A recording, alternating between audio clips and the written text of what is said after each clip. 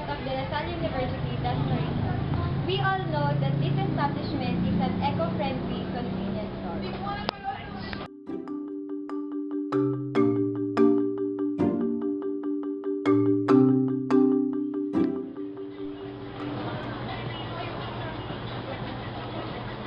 Their mission is to offer Science College customers a full range of products and services that meet their ever-changing daily quality.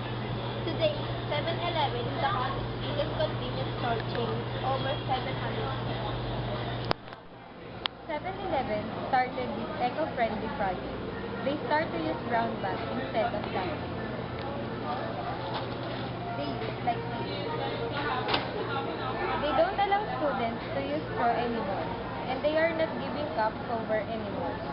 Only in a takeout purposes, they give cover so that it will not spill.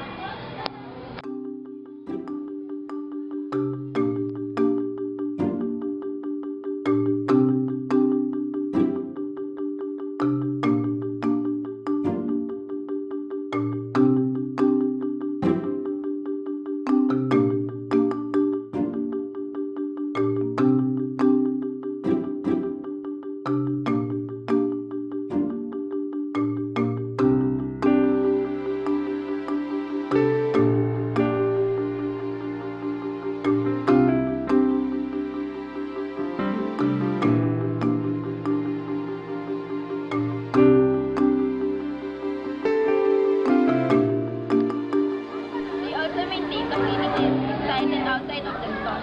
Every customer who finishes, they clean it as soon as possible.